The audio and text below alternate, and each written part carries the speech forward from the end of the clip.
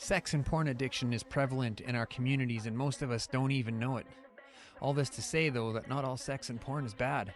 In this episode, I talk to the Executive Director of Saskatoon Sexual Health and Sex Addiction Survivor, Caitlyn Cottrell, and Sex Addictions Professional Patrick Eilers about the complexities of these addictions and how anyone out there struggling may find a better way. But before we get into that, what's up? My name's Dan, podcaster, keynote speaker, and advocate, and this is Hard Knocks Talks, your addictions podcast. If you're interested in fostering productive conversations about substance use in your community, organization, or event, shoot us an email at daniel@hardknockstalks.com. Now with that out of the way, let's get into my talk with Caitlyn and Patrick. This is Hard Knocks Talks. So I am really excited about this today because I have had my own revelations in this realm, even as soon as recent as like 6 or 7 months ago. I changed some behaviors and quite literally the relations in my life changed.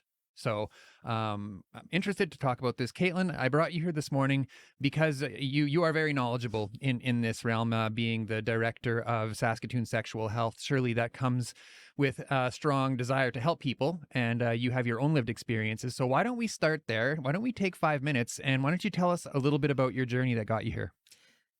Thank you. That sounds good.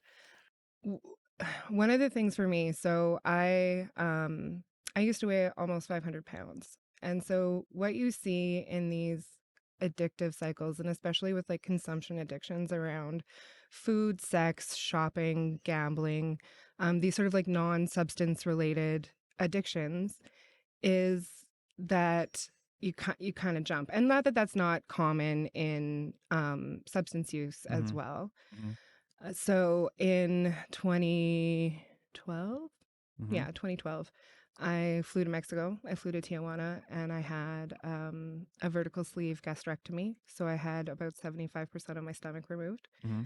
And I very, very quickly lost about 200 pounds within 18 months.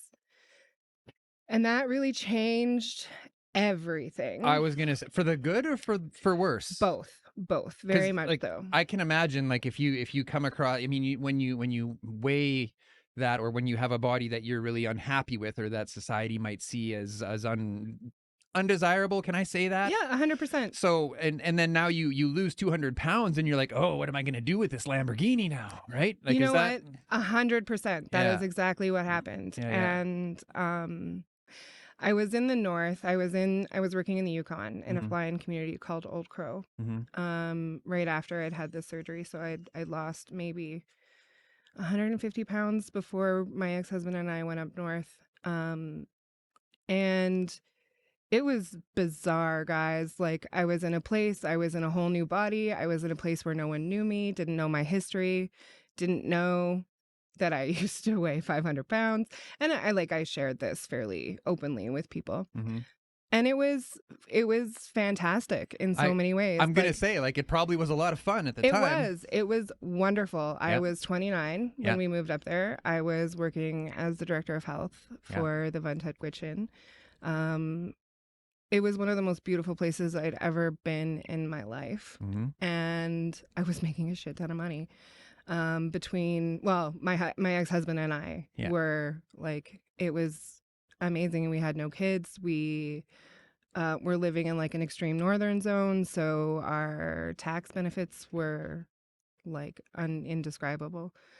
And so I switched from food to shopping because I had the means. I had just finished grad school, and now was making, I remember the first time I paid for an app when I'd been like downloading the free ones as a poor student forever. And I'm like, fuck, I made it.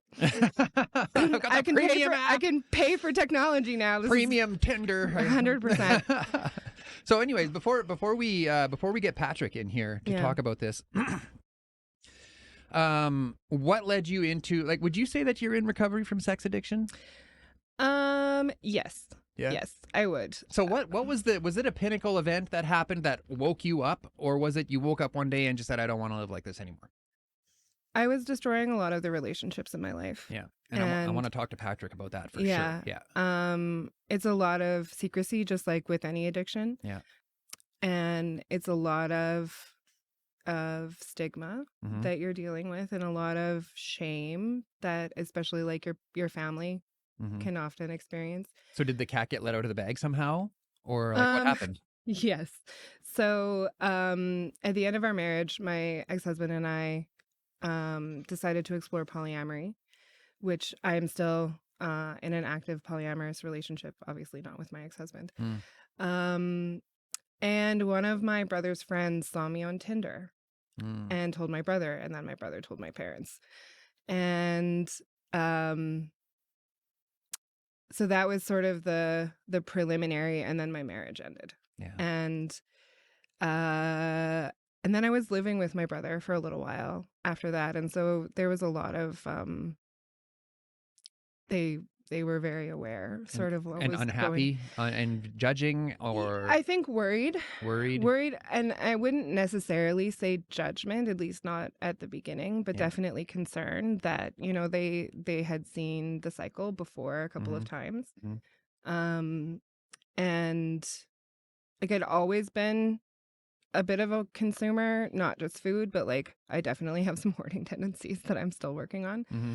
Um I hoard studio equipment. I can see that. Yeah. Yeah, I can see that. But it's productive, so it's okay. Yeah. Um no, a lot of it was just I was causing a lot of harm Yeah. and I was creating a lot of concern. Yeah. Um So and I was not able to really communicate what my needs were mhm. because the physical need kind of overwhelmed that dopamine cycle Yeah. kind of overwhelmed my The line between needs and wants gets very blurred very much in so. any of this. Yeah. Okay, let's bring in Patrick and start grilling him. Patrick, hello. Hi, Daniel. How are you? I'm well. Thank you for joining us. You have been listening along Thank you for having me. here. Yeah, of course. So tell us something that stuck out to me was the importance and the influence of relationships around Caitlyn's experiences here. Is that a common thread when people find themselves falling into sex addiction? Yeah, Caitlyn talked about a lot of stuff that I would say was spot on as far as what things we would maybe look for, especially the fact that you said the relationships that get affected. Not, usually it's the partnership relationship. So Mm-hmm. one of the things that we often see, and I always say this when people come in and say kind of what's going on, how do I look at my symptomology and those kind of things, is that typically the partners are affected by that, most impactfully, obviously, because they're the closest person. So Mm-hmm. typically they start to experience what they call partner betrayal trauma. And so they start to experience like PTSD symptomology. So that's a very common piece of that. Mm-hmm. I'm not a partner betrayal specialist, so I can't really give too much to that, but I just know from my experience working with people who struggle with sex addiction, there's a piece of that. Mm-hmm. Now, hang on Usually now. the secrecy. Now, Caitlyn mentioned family here. Now, is there some of that trauma that can be experienced by family members? I don't see it as often, but I'd Yeah. imagine if you're close enough to a family, they probably start to see some of that. From Caitlyn mentioned the worriedness, kind of the what's really going on, those kind of things. So I think there's probably a little bit of that, but Mm-hmm. not probably to the same degree that a person who's in a partnership with somebody would. Yeah. And so when I say partnership, I mean like intimate relationship, committed relationship in that sense. Mm-hmm. And I hear that from other behavioral challenges as well, like substance use, like gambling, like shopping. The focus of the person who is struggling with the behavior becomes so focused on the behavior that the partner feels betrayed. Yeah, and I think Caitlyn mentioned that all of those the cycling through other addictions, the cycling through the other type of compulsive behaviors. That's very common. Mm-hmm. Sex addiction tends to be one of these ones they call it a process addiction. So Mm-hmm. it's similarly aligned with food. Mm-hmm. A lot of things that describe food describe sex, and so there's a very similar correlation there. Yeah. The other thing, you mentioned gambling would be one of those. Kind of the shopping. I think all those kind of would fit in that category, but I think substances can also be there too. Yeah. Sometimes people mix the substance with the sexual addiction, so you kind of see that kind of play off each other. I'm completely guilty of that back in the day. Meth is a hell of a drug. Caitlyn's like, yep. Never having experienced it personally, but having observed I'm the sure. effects in hundreds of people, I can't. That's not a one I would want to try. I And in guess, some cases, sex will actually numb. So people actually use it as a numbing, or again, usually the fantasy. Those are two of the big ones. yeah, yeah. So those are kind of the, they'll play off in that way, right? The highs and the lows. Yeah, yeah. For me, like with my experiences now, I don't know if I would call this like a problematic addiction that I was experiencing. Now, I had these behaviors that I would, I would watch certain content for 5 minutes in the morning, and then I would get on with my day, and I did that every day for a very, very, very, very long time. That had become just something that was normal to me. And then I went to go onto this ceremony. I did some work with psychedelics with a shaman, and there's a dieta that you do before you go into these ceremonies. And one of those things was disengaging with that behavior. Mm-hmm. And when I got about 3 days into that disengagement, You get itchy.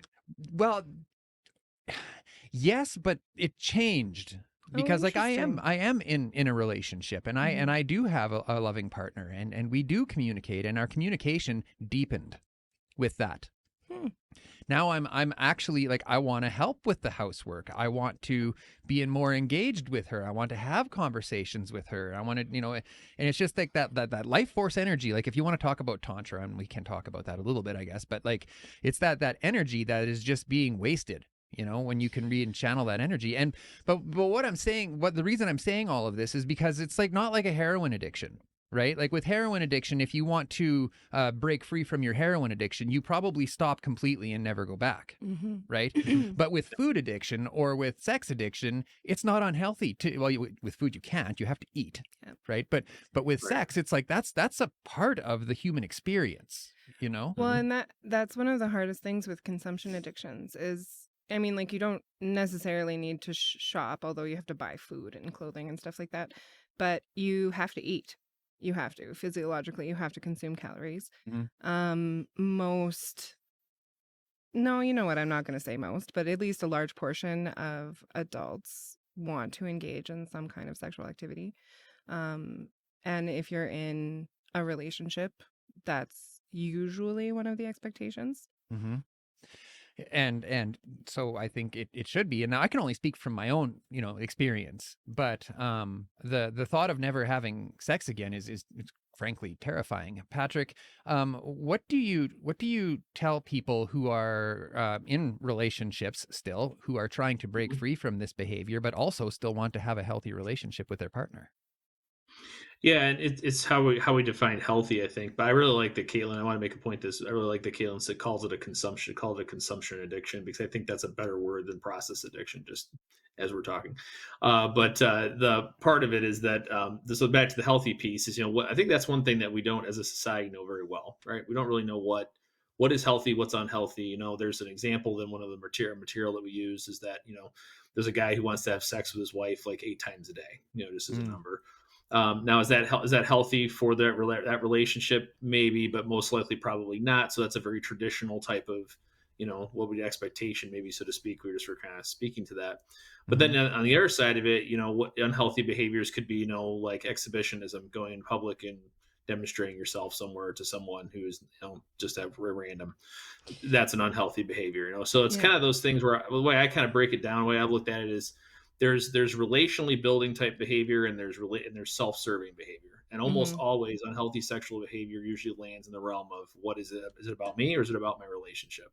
Now, again, in the case I just gave you as the example, that would be unhealthy for that particular relationship, because let's in this case say the wife did not want to have sex that much, then is it about self-serving then for the husband in this case? So that's where I think you have to look at. I kind of draw the line between what's unhealthy and healthy is really about what's self and what's relationally building. And then from that point, when you're working on healing, are you getting away from those unhealthy behaviors to connect with your partner, rather than making it about kind of like what your stress, your relaxing, your fantasy, whatever it is that's going on for you. And to speak to what you said, Daniel, even that 5 minutes, I mean, is that, was that for Daniel, or was that for, Daniel's partner in that sense? Oh, so that was that kind of example. That was 100% so for that's, me. 100%. So that's kind of where I would say, I think it's a big differentiation. And we don't talk about that in the society from that perspective, but that's exactly, pornography is like 100, pretty much all 100% of the time, self-survey. So just as an example, that's one that I would say for sure. There's not really any healthy pornography, because there's no relationally connecting pornography. Yeah. There's no. I heard someone say it once. There's no work associated with it. There's no relationship building exercise with it. You don't grow as a human. Typically, porn is related to let's get the job done as quick as we can and get on with our day, and that damages your whole like your whole thing, right? Because I mean, and especially if you're talking about men, if you're grooming yourself to just get it done as quick as you can, I mean, you're not going to really, and being stressed out is a terrible reason to have sex. Am I right? Yeah, and a lot of times you see that, right? So men typically, when they're stressed, they want to have sex. When women are typically less stressed, then they want to have sex. So it's Yeah, opposite in that I sense. know. So you have to have some self-serving in that. Or, That's what I've learned too. It's like if you want to improve your relationship, you got to reduce the stress. And sometimes foreplay looks like unloading the dishwasher. 100%. So, Caitlyn, you looked like you had something to say. Yeah, sorry, and I have such a glass face. I'm watching myself, just being like, "Ugh." Here, let's please put you bigger so you can see yourself. Be less reactive. No, it's fine. So, and I think for me, and I don't disagree on many of the things that you've said, but I think for me, there's like a spectrum, and you're looking at maladaptive coping mechanisms, and coping mechanisms can be completely healthy. It's how you approach them, what the effect is on you and others. And if you're pursuing maladaptive coping mechanisms, then they're causing harm to you and they're causing harm to the people around you. So for me, and one of the questions that my therapist asked me very early on in our sessions was, how often do you masturbate? And why? And it's the why piece that was the big deal, and not necessarily the how much, but why. Are you using it as an escape mechanism? Are you using it because you need dopamine? Are you using it because you need to avoid something? And in those circumstances, then likely that's not a maladaptive coping, or that is a maladaptive coping mechanism. I think that sex can be completely healthy and can in fact be a hobby and can in fact be recreational. But in those situations, you need both yourself and your partner to be on the same page. And one of the things that has, and I will admit, because I know my partner will watch and listen to this at some point, I'm still not amazing at communication. It's something that I am consistently working on and often fail. I definitely experience with the ADHD and the BPD some rejection sensitive dysphoria, and so having those like really big reactions to any perceived rejection. But I think it's about impact on you and on the people around you, on your environment, on your situation. And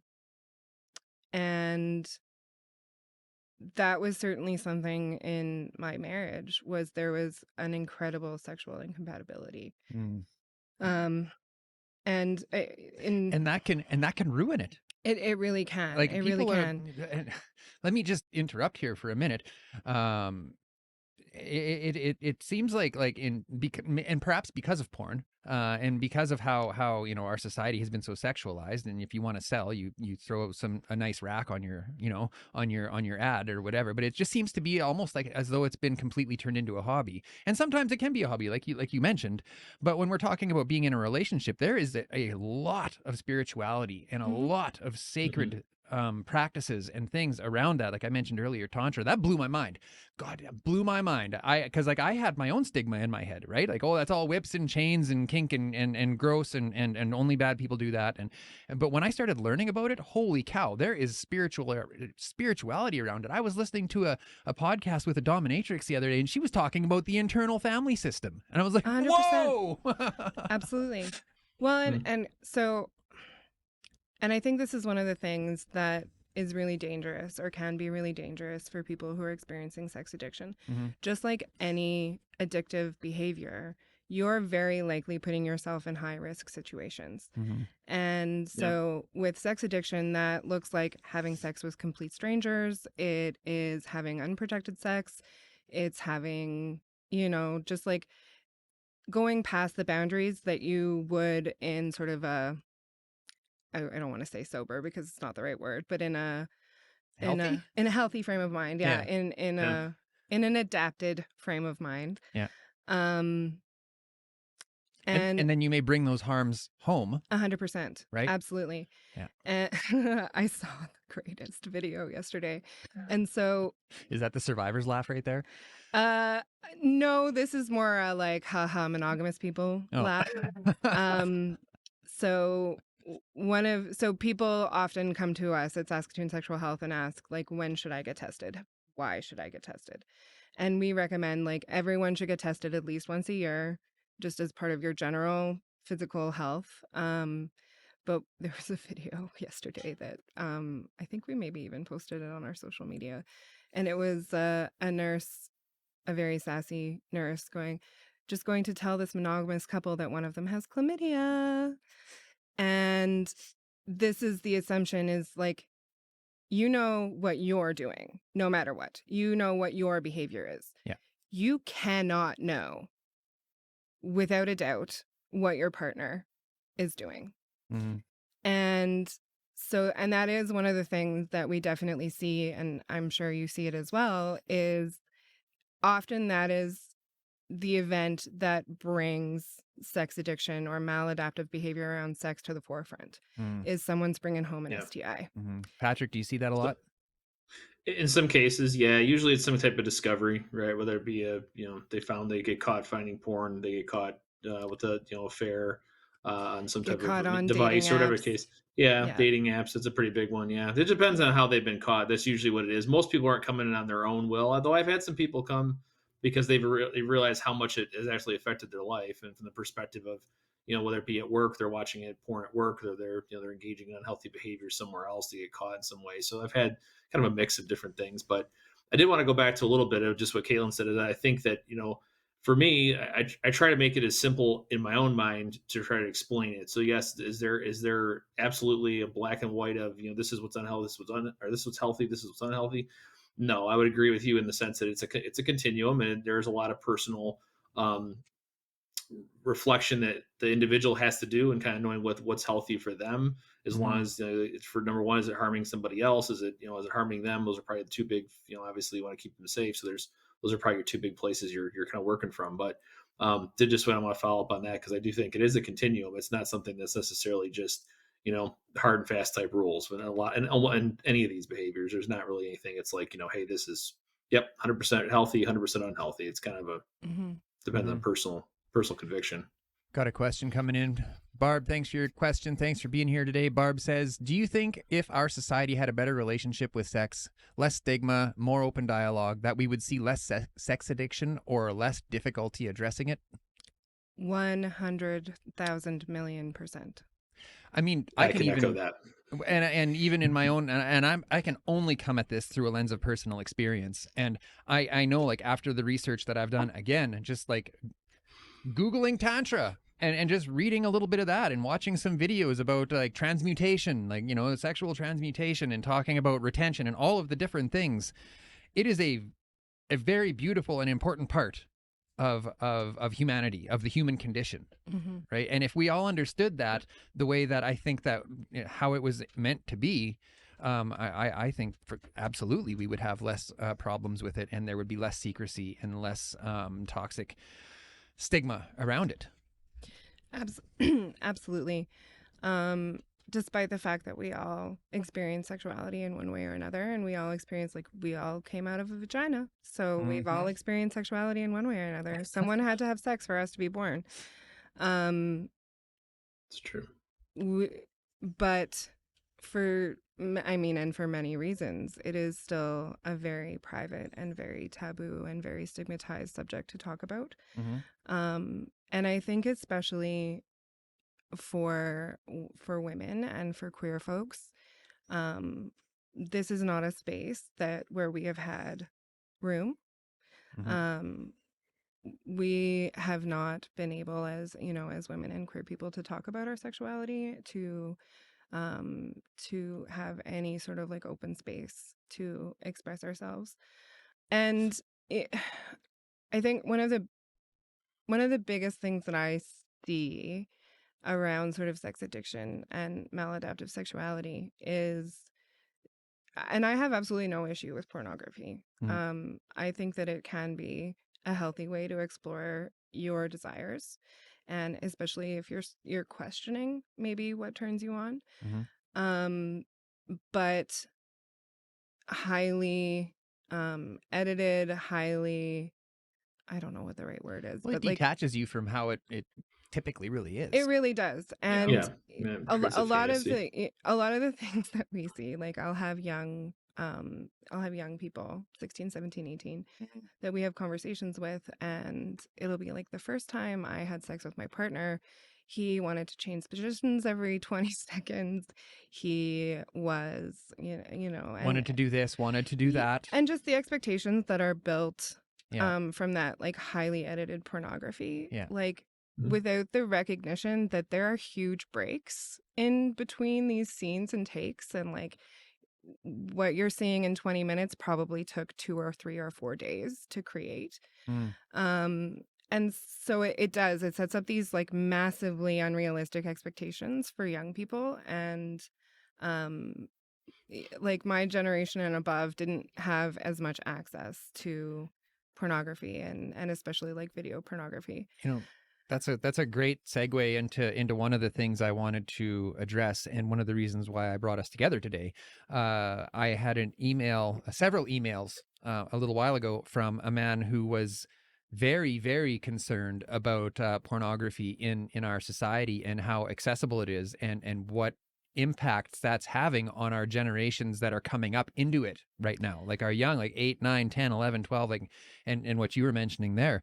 It's so readily available, and it's having a very bad impact.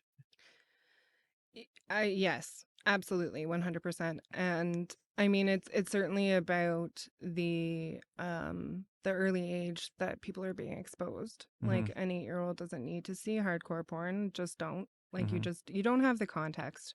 You don't have the Yep. social knowledge. You don't have, you don't have that awareness around intimacy. Mm-hmm. You're still building your own concepts of what love and connection are. Mm-hmm. And so to have that thrust into that development, I think, is not always positive. Mm-hmm. I think it also keeps the stigma going, right? That's the 100%. yeah, because you feel because you're like they don't understand, doesn't make sense of what's going on. Mm-hmm. And So now those it's early porn's fault. exposures, absolutely. Yeah. Well, it's certainly yeah. The early exposures. I mean, that's a very common thing people report. 5, 6, 7, 8 years old, have an exposure to it. I think Mm-hmm. something you said, Daniel, and not to redirect us, but back to what you said about just how society looks at it, and I think part of it is the social media aspect of how everything has become sexualized. It's not God, I'm just so glad hey, I it's not wasn't a just like teenager then. yeah, exactly. It's not just like one thing. I mean, if you go on Instagram, it's everything, right? There's all Mm-hmm. these things about, and it's not even stuff that's necessarily meant to be sexual. It's just stuff that it's the way clothing is, it's the way positions are, it's the way photographs are. I mean, there's all these things like I do photography for fun, and just think about like the aspect of the difference between showing something that's of nature versus you see these hiking pages where okay, there's a really awesome mountain in the background, but then there's a girl here in workout outfit, and Mm-hmm. it's like that kind of stuff becomes that's the underlying part of it where I think people don't really understand how much that is influenced by what pornography has done as far as like if you think about dripping through all of the cracks, it just seems like it's affecting so many things. And so I think that's a part of it where people are so overstimulated by it that they Mm-hmm. just it's hard for them to get it out of their own mind. And so that's one of the first things I always ask people when they come in is what's your thought life like, is what you're going to think about, what you're going to do. And so it's part of it is what's your awareness of what your own thinking is. If you spend 99% of your life thinking about sex in an unhealthy, healthy or otherwise way, Mm-hmm. you're going to probably be doing behaviors that aren't going to be healthy for you and for the people around you, Mm-hmm. kind of like Caitlyn said. So, Yeah. really what's in your thought life, because that's and social media and a lot of the ways that we communicate in the world and just the things that we show at every level of media really play a role in that. Mm. Thought life. That's Caitlyn. I'm going to turn that one over to you as the person here with the lived experience. Mm-hmm. Tell us a little bit about what your experience is in that and how it's changed as you've come to realize where your challenges lay. So I've worked in healthcare for my whole professional career. I have a master's in public health. And so when I started my first job, at first there was no room in my brain for anything but that. And I was working in a flying community. And so the logistics of running a health and social department were even more complex than they usually are. And so I didn't have a ton of room in my brain for much else. So it was just sex, sex, sex. Well, not then, but after. Mhm. After I took some time off work after my marriage ended. Mhm. And it was at that point, and it was pretty consistent. It was pretty pervasive. And it was that, fun for a minute, I'm sure. yeah, and it was, but then that feedback loop starts. And um with sex addiction, or with like compulsive sexual behavior, there's another layer of it, which is validation. You're seeking validation. And I think that does happen in substance use as well, but when you're interacting with another person, you're looking for that validation, that dopamine hit, and certainly you're going to get that like physiologically from having an orgasm. Yeah. But that social connection, that social interaction is also a big part of it. Yeah, yeah. And not being able to find that social connection or that sexual connection. There's a big thing. What is it called? Incel, involuntarily Entirely celibate. celibate. Yeah, that's a thing. Um, Mhm. yeah, it is. It is for sure. Yeah. Um, One of the things that I discovered through this, and certainly I knew it esoterically or like as a concept before this or before my experiences, but your sexuality is your responsibility. Mhm. It is absolutely fucking no one else's responsibility. Mhm. Your desires, your fantasies, your kinks, your fetishes, those are on you, not on anybody else. And even if those fantasies, desires, kinks, even if they stem from trauma, you're not responsible for who hurt you or what hurt you. You are responsible for dealing with that. You are 100% responsible for being in charge of your own recovery. Mhm. And certainly you can ask for help and you can ask for support and you can have people in your life that are that help you with that. But just like with recovery from substance use, Mhm. no one else can do it but you. Mhm. You have to be the one driving the bus. Yeah.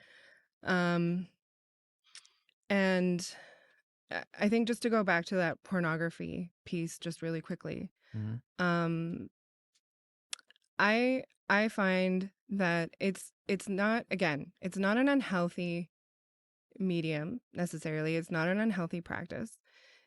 It's how you do it, and how you consume it and why you're consuming it. Mhm. I do find like this would not be something that I would ever recommend for young people. This should not be your introduction to sexuality and sex, especially not like the super hardcore porn that is so easily accessible. These are going to create really unrealistic expectations for everybody. Mhm. Um, and I think that is and can be very, very, very harmful. Mhm. And not just for, like I think that there's this assumption that it's it's men watching pornography and like, or penis havers that are watching pornography and um sort of then, Penis havers. yeah, I'm a penis haver. I've never been. I try to be as gender affirming as I can be. Mhm. um but that's just not the case, and I think this is one of the other things is like women or vagina havers um are just as curious, Mhm. but the pathways for access are different. And if women are expressive of their sexuality and their sexual desire, they're often placed into a very specific category, Yeah. and it's very difficult to then be seen as anything other than promiscuous, Mhm. which is really, really unfortunate. And um, I think that there are many ways that you can engage in healthy sexuality with multiple partners, Mhm. but without, and it shouldn't affect your worth. Um, and that, there does become that inherent stigma and that internalized judgment of, well, society says that this is really bad. Yeah. So now let's move into how Caitlyn got control. How you Yes. took your power back. So it got away. You went astray. Would you agree? Is that a good term? Yeah, absolutely. Yeah. And it's like any um it's a compulsive behavior. Yeah. And there's a difference between compulsive and impulsive. Mm-hmm. And when you, especially into those like really really strong compulsive behavior patterns, there's a sense of having no power, of having no control Over your own actions. over your own actions. Mm-hmm. Absolutely. And for me, that was also coupled with some pretty extreme mania from being, before I had the borderline personality diagnosis, I wasn't medicated for that. And so Mm-hmm. definitely some, I would say, moderate psychosis in certain areas. Um, I started going to Smart Recovery.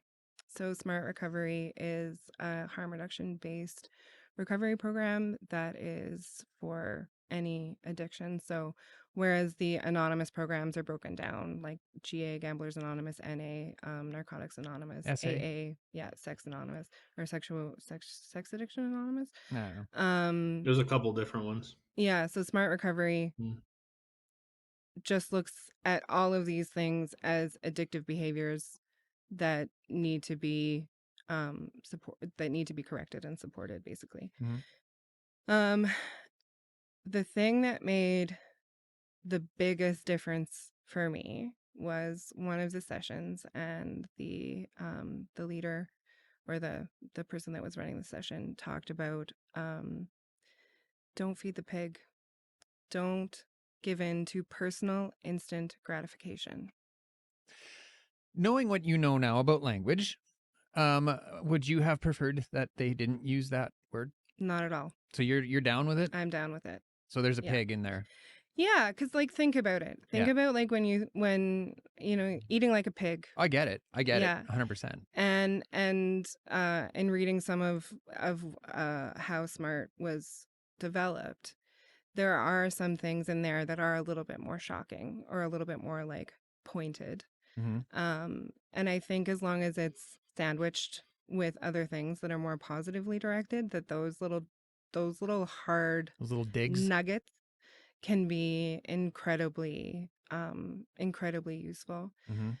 They also talked about something called the hierarchy of values, and how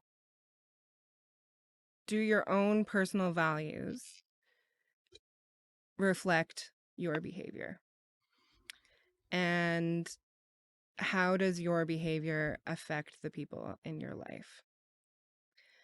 I had a really morbid thought when, about maybe 4 years after I had the weight loss surgery. And when you weigh 500 pounds, you do think about your own mortality fairly regularly, whether or not you admit it to yourself. And I had a thought about what would happen if I died, and what would my funeral be like. Super weird, probably very morbid thought, but I thought about what it would be like if I had died due to weight-related issues. So if I'd had a heart attack, and how sad people would have been because it was a completely preventable death, right? This is a lifestyle or an addiction-related death. I thought about what people would say about me when I was sort of at that peak, when I was 30 and making a lot of money and, in the top of my profession, and what people would have said about me then. And then I thought about, 3 or 4 years later, well, maybe not quite that much, 2 or 3 years later.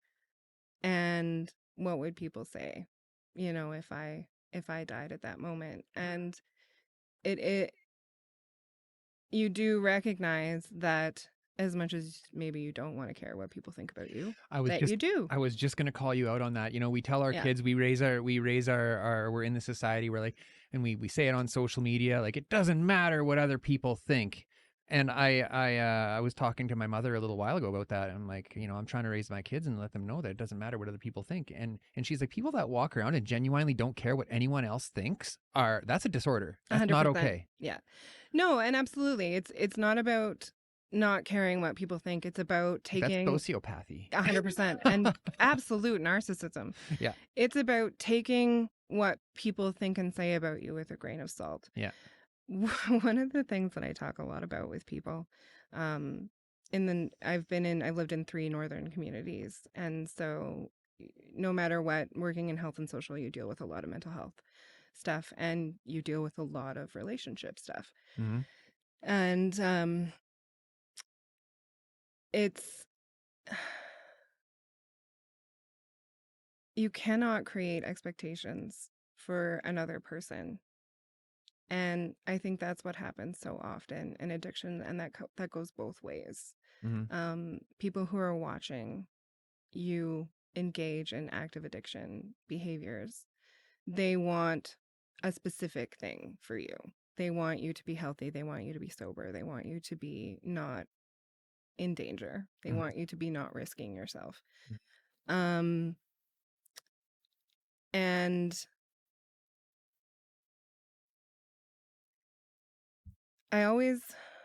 I didn't have a particular breaking point necessarily. Mm-hmm.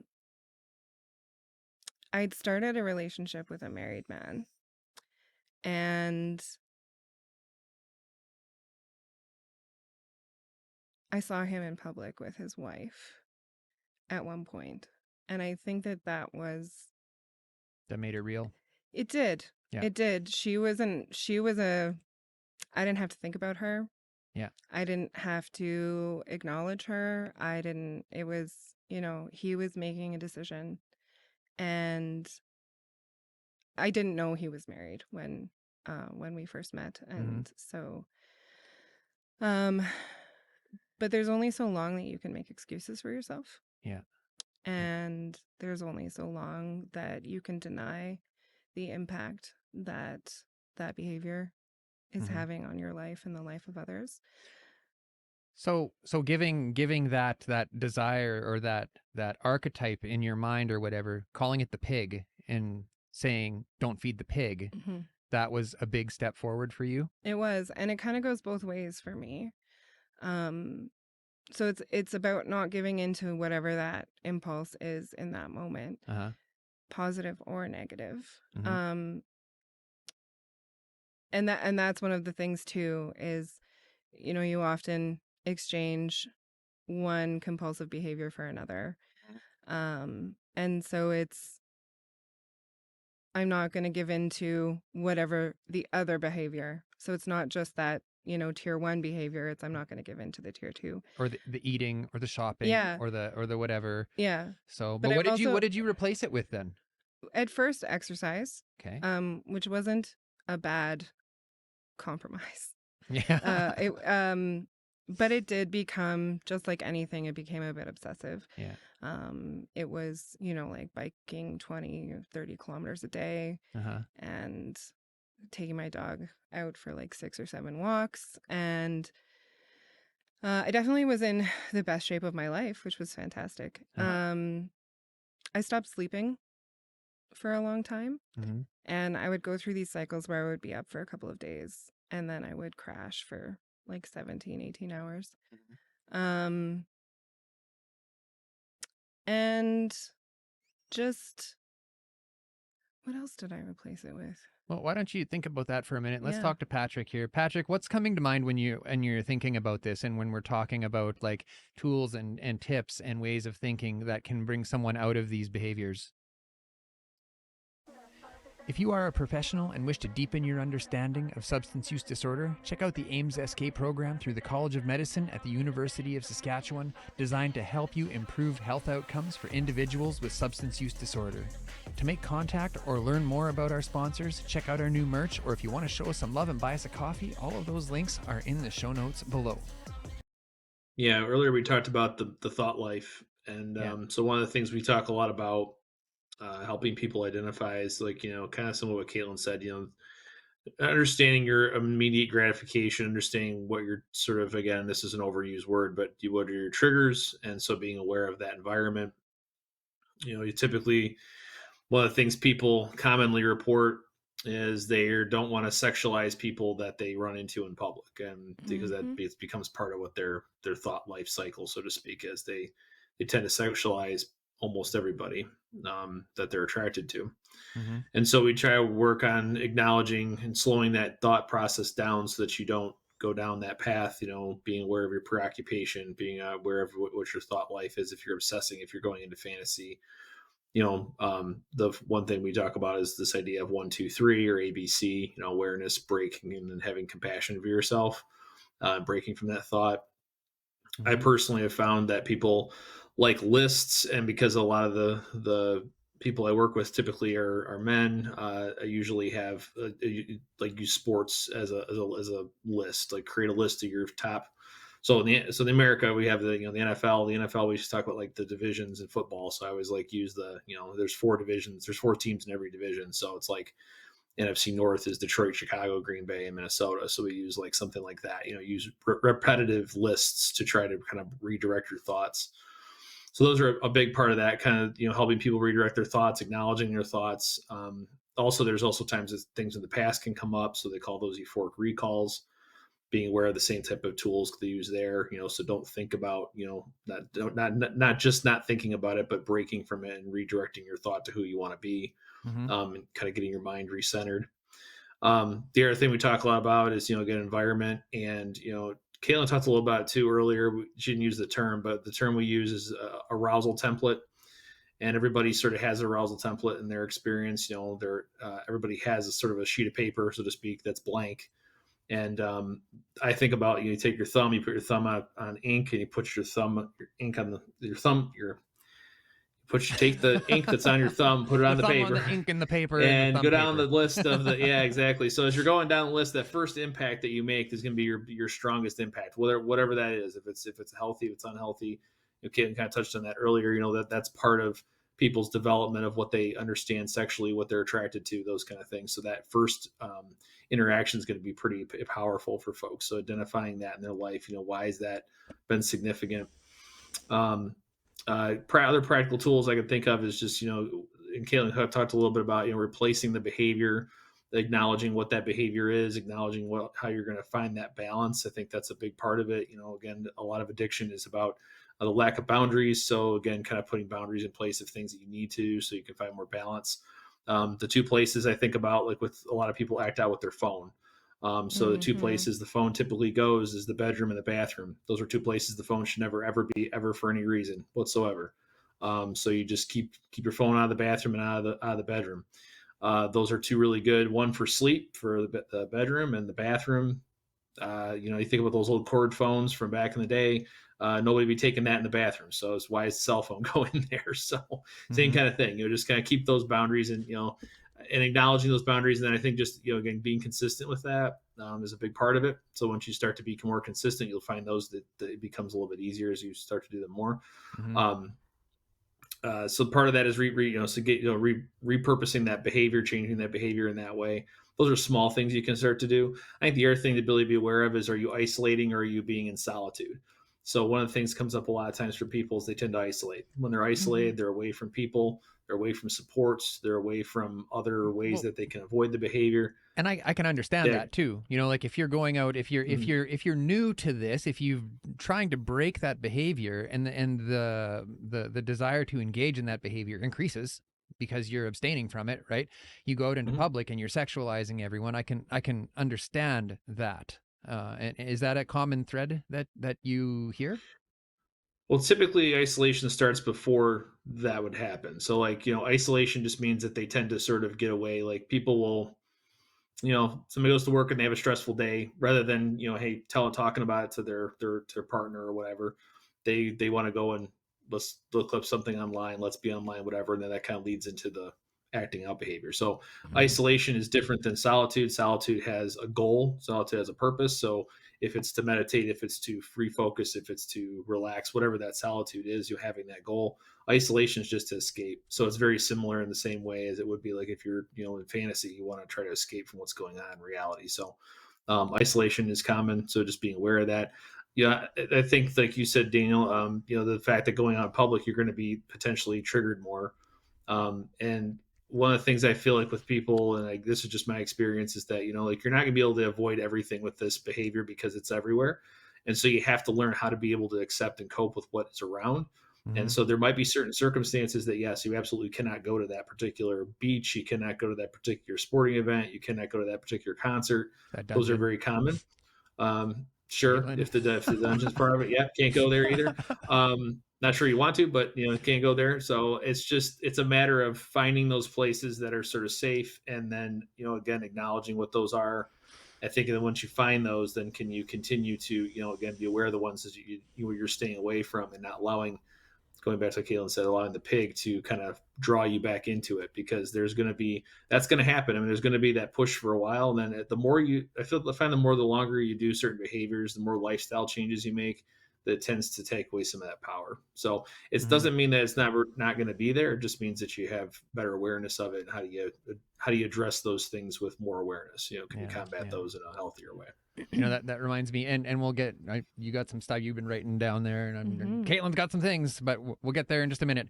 That reminds me of one of my own stories. A couple of years ago, I went and took a motorcycle class, one of my bucket list things. I was going to get my motorcycle license, and so I did. I went to this all weekend course, and I learned some things. I learned about my own limitations, and what's my strengths, and the instructor at the very end said, "We have now given you these skills. Now it is time for you to face your fears. All of these skills are useless to you if you stay in your driveway. So I love that. Put your head up, look out, look around, and go out in traffic. Yeah, and go where and face that fear." So that really resonated with me, and it was like, when you hear something and it changes who you are, it changes how you see the world. That was like one of those moments that was completely like out of left field. I was not there for a therapy session. I was there to learn how to ride a motorcycle, and here I am walking out there with a new look on all facets of my life.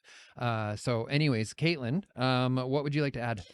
I just wanted to echo some of what you said. There's a big difference between being alone and being lonely, like being alone in a moment and being lonely. And I mean, one of the biggest things that we know in public health and harm reduction is that the opposite of addiction is connection. And I would say any addictive behavior is about a lack of connection, but sex addiction, I think you're looking at a very significant and very deep-rooted lack of connection. And Connection with what? With other people. Yeah, other people. Yeah, and I think a lack of connection to sort of like a deep intimacy with someone. Yes. And that was a big part of 100%. It for me. My personal experience can confirm that 100%. And intimacy is fearful. So how do you have that? It's like having a giant fence up in, between your yard and your neighbor's yard. Yeah, 100%. I will say, so I met my current partner in 2017, or we started seeing each other in 2017. I did know them before that. And one of the biggest, I guess, supports in my recovery was having a partner who did not shame me, who did not judge me, who was incredibly understanding of sort of what I'd gone through. We have very similar, we're very sexually connected. We have very similar sexual desires and libidos. So that has really, really helped. I'm actively polyamorous, although I don't have another romantic partner or sexual partner at the moment. And for me, again, and I know, like when I was seeing the sex addiction counselor, that was something that he did. He was wary about is polyamory just another excuse to have sex with more people? And no, it wasn't for me. I Did you actually have to sit down and think about that? not at that point, because I had already sort of done that internal work. Mm-hmm. But what I do see, and especially in some of the younger folks in the polyamory circles that exist here, is it it is that validation seeking. They are seeking fulfillment in another person, and in multiple people, and that's not healthy. Mm-hmm. That's not going to be a productive relationship paradigm. That's not going to be and not for anybody, not for anybody. um It's not relationship enhancing. Yeah, it's just yeah. no, exactly. And like polyamory can be phenomenal and amazing. I live in what's called a V. So my partner and I and their other partner all live together.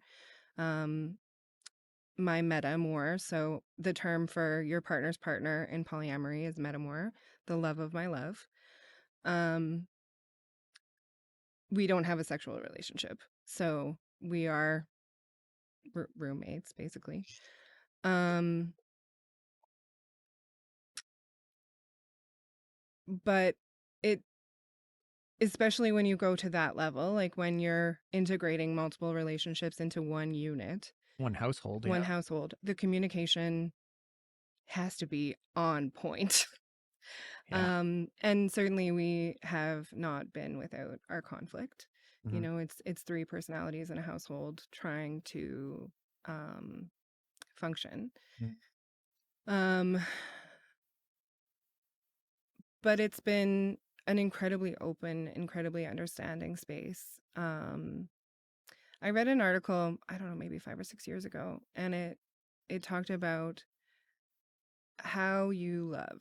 And I love intensely. I feel all feelings pretty extremely. Mm-hmm. And that goes part and parcel with my mental illness, like BPD. You do feel those extremes pretty deeply. But the article talked about how you approach all of your love relationships and approaching them as if everyone was a lover. And it took me a little while to sort of unpack that, but it talked about the intensity and the depth of relationships. And I mean, like, I have had one of my oldest friends, we've known each other since we were 5, and I'm 38.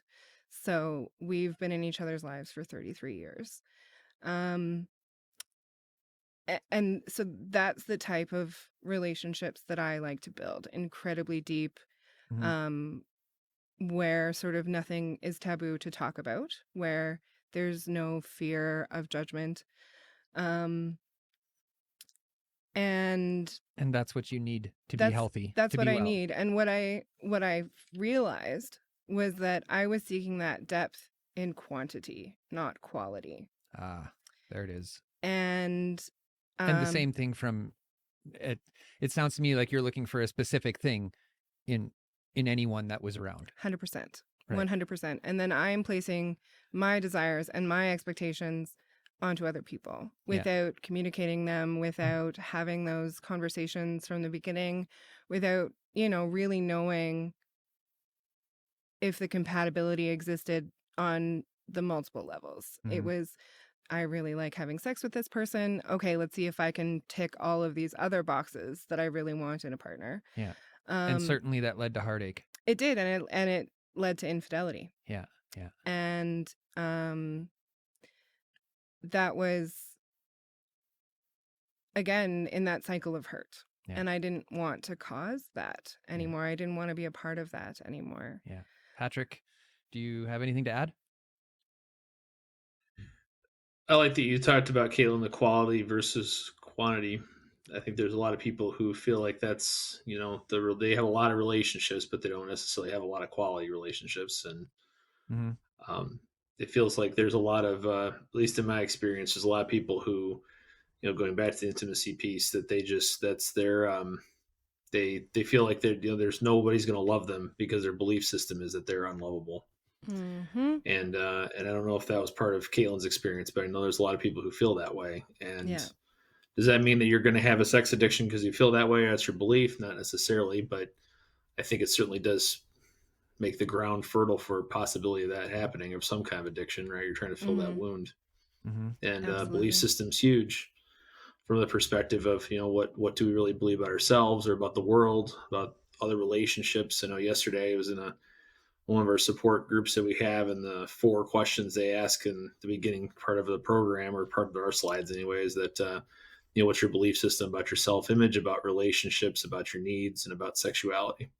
And those are all kind of foundational to what we've been talking about. Is there a common thread when it comes to belief systems around sexuality that you're seeing in people that are coming to you for help?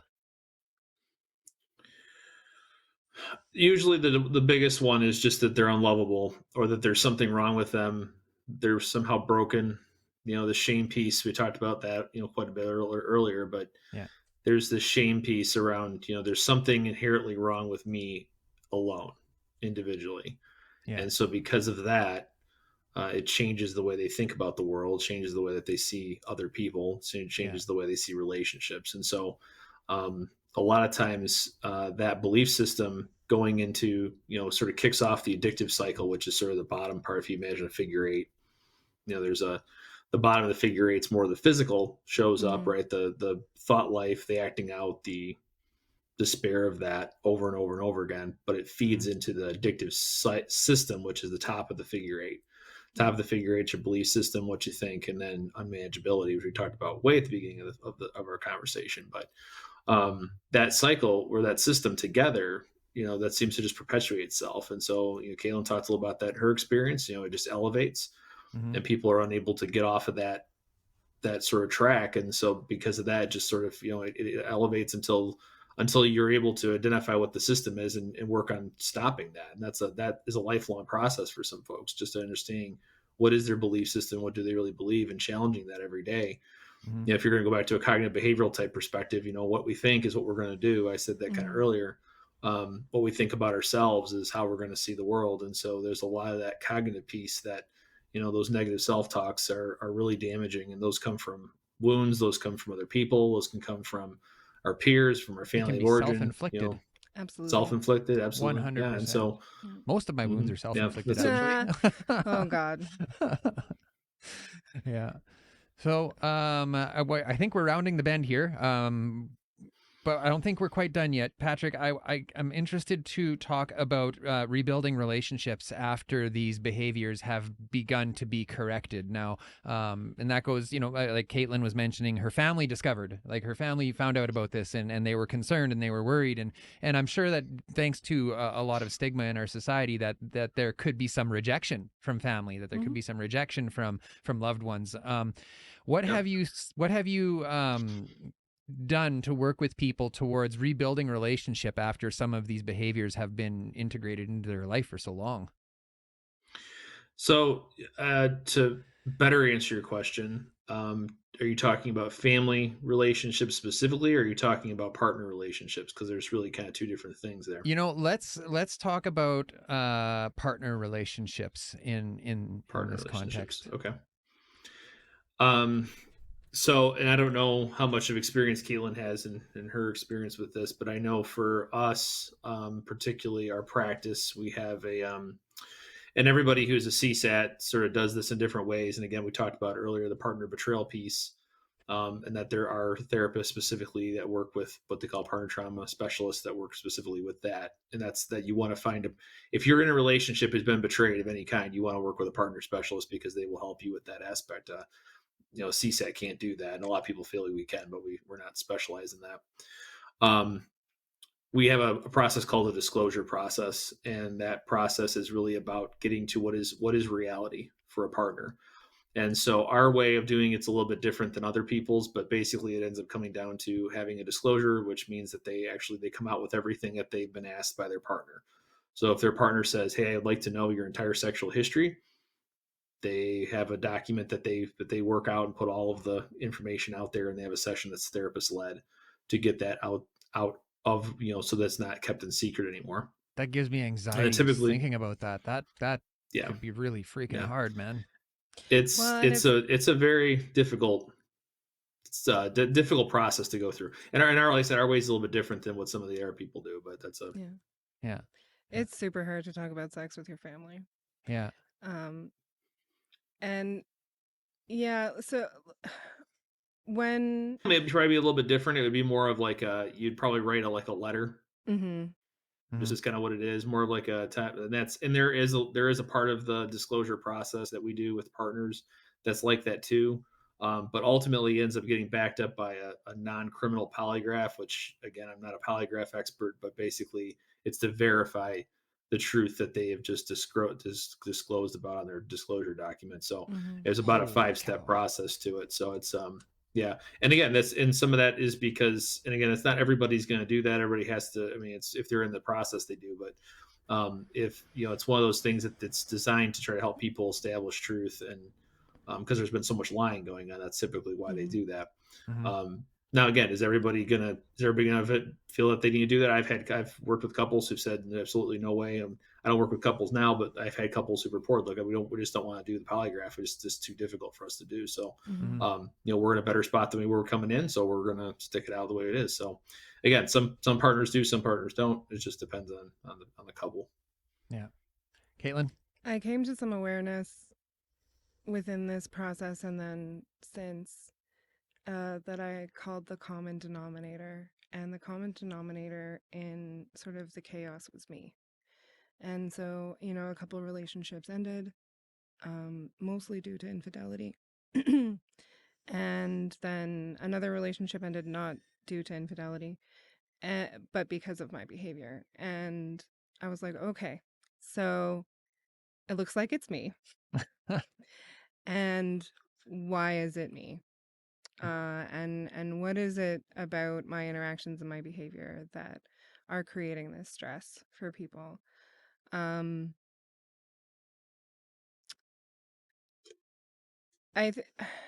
think it can be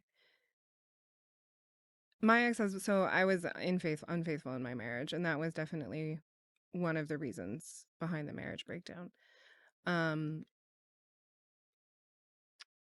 And we couldn't fix it. And there were many reasons why, but we didn't look at each other the same way anymore. And I think that those breaks are very, very hard to patch. And there's an inherent lack of trust. And unfortunately, I think that will always exist. You can fight it. You can tamp it down. You can work through it and work around it. But, it's that whenever they're on their phone extra, are they talking to someone? If they're 20 minutes late, did they stop for a blowjob on the way home? She hasn't answered her phone in 2 hours. Yeah, she hasn't answered her phone in 2 hours. Where is she? What's she doing? And I think over time, those suspicions can decrease. The more positive interactions that a couple has, the better that trust will be. Yeah. But it's always going to be there just a little bit. And that is pretty emotionally exhausting. Yeah. And additional to that too, this is it's an absolute consequence of the breaking of the trust. But then on the other side of it, the person that's trying to prove themselves, I mean, the amount of things that they have to go through sometimes to try to earn that trust back is, I've never been through it, but I tell you, it's exhausting sitting in that experience of people, because it's just, they can do everything that they think that they can do, think about it ahead of time. They almost obsess over just being able to prove it. And sometimes it doesn't, there's just one thing they miss, or there's one thing that they couldn't control, or there's one, and I feel like that's just the devastation of the partner trauma piece that, again, people don't really understand that, especially because usually a lot of people will tell whoever it is that's acting out, or who's struggling with the addiction, hey, go work on you, and I'm going to stay over here and wait for you to heal. And I tell people all the time, a relationship is a living organism, and if you um, introduce a betrayal to that, it's like putting two or three drops of red food coloring in the fish tank. You can't take the water out of the fish tank. The fish tank now has red water. You have to deal with whatever that is. If you want this relationship to continue, you got to That's navigate that together. that's a Yeah. powerful It's not. metaphor, and incredibly accurate with, it's, again, without going into too much detail. I mean, Donna and I lived together in addiction for 8 years, and it got real dark at the end, and we ended up, our relationship didn't survive at the end, and some really horrific things happened, so, there is my healing, there is Donna's healing, and then there is our healing. You're together healing. Yeah. And, Yeah. and that together 100%. thing, and if you want to go back to the program, and you have this big hate on for it, and I get it, I get it, it's not perfect. So I'm not going to sit here and try and you shouldn't hate it, but it's one of those things where it's like, this is your responsibility to heal, and there's not a whole lot of open talk about healing the relationship, so, and that was something that I had to learn sort of on my own, and with Donna, and through some hardships, and through some mistakes, and through some pain, lots of pain. Oh my God. But we're coming to a place now where we're starting to realize that, okay, there is this organism, like you mentioned, Patrick, that needs to heal, and we can't do it separately. It has to come together. We have to have conversations, some of the things that are going on. Like I've said, I even wrote a song about it as "My Demons Wear Your Face." Right?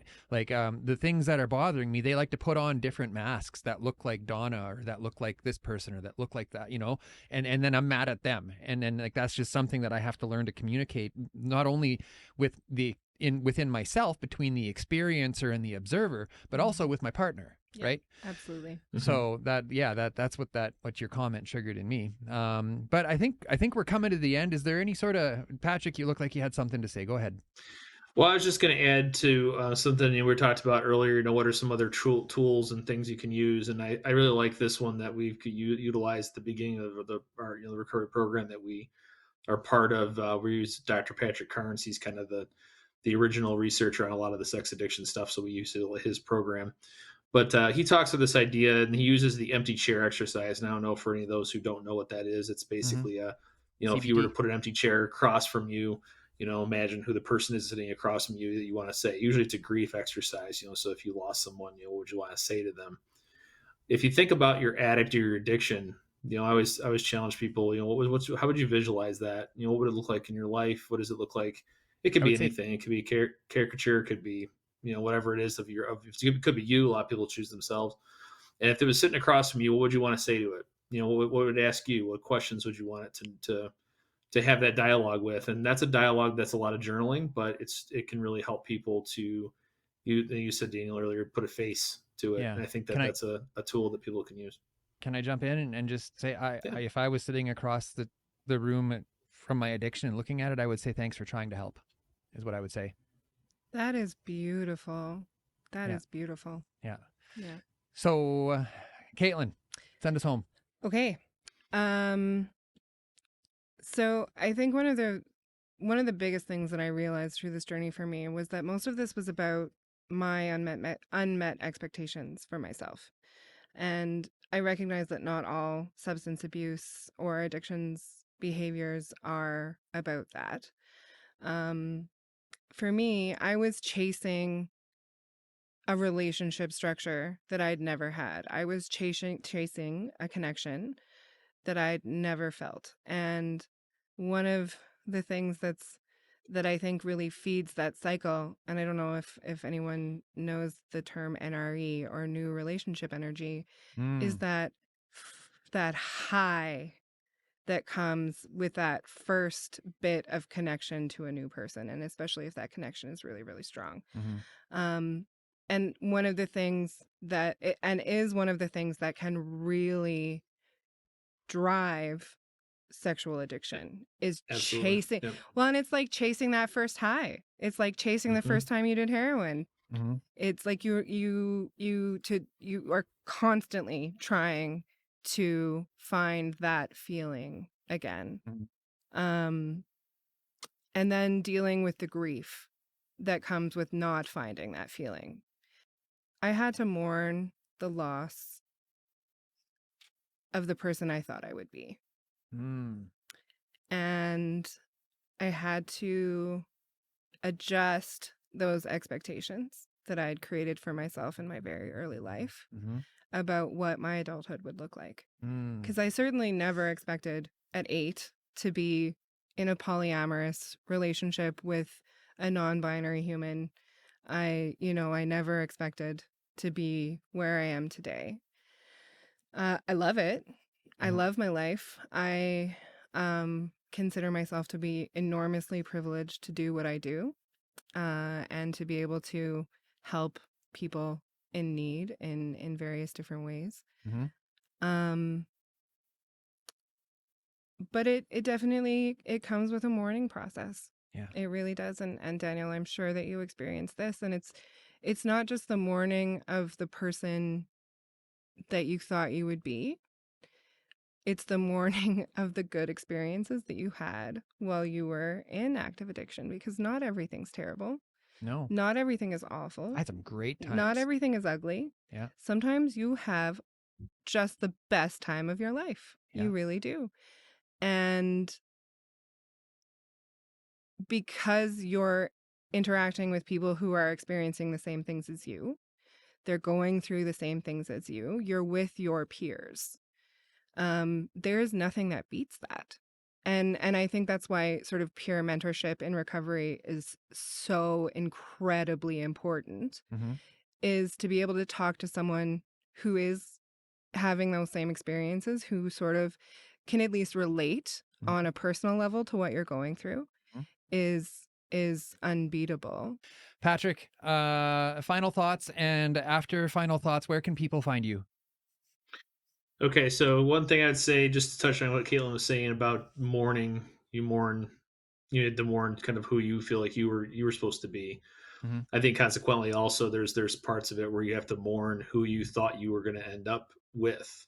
And so they talk about the cosmic lover. That's one we talk quite a bit about. And it's this idea that you're going to find this perfect person. You're chasing that relationship, that person's going to give you the affirmation or the, belief of worthiness or whatever, however you want to word that, that relationship, you're going to find that person's going to give you those things. And I know in my experience dating, that was part of one of the things that I failed is to recognize that the person was going to be human, not looking for the person who was going to make me feel better about me.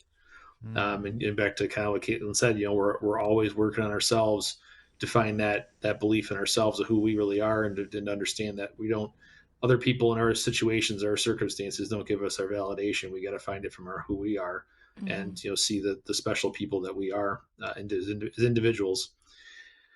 So with that, I think I'll give you kind of where can you find me. So a couple of resources.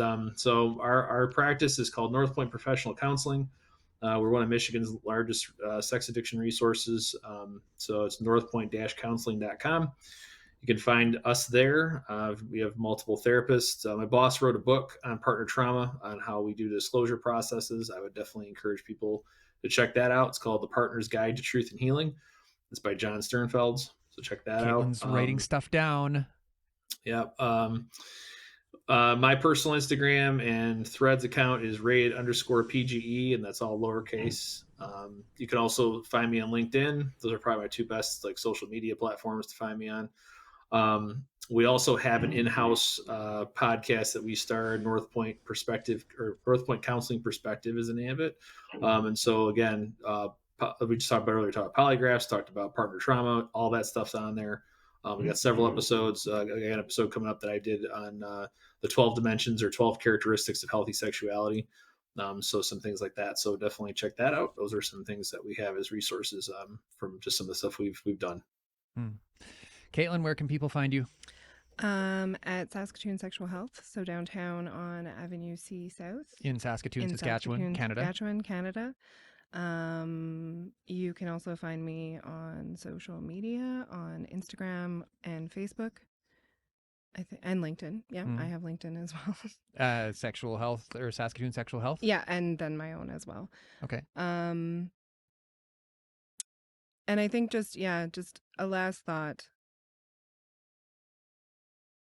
My journey brought a lot of self-awareness, and sometimes self-awareness is incredibly painful, because when you are working towards gaining self-awareness, you have to look at all parts of yourself.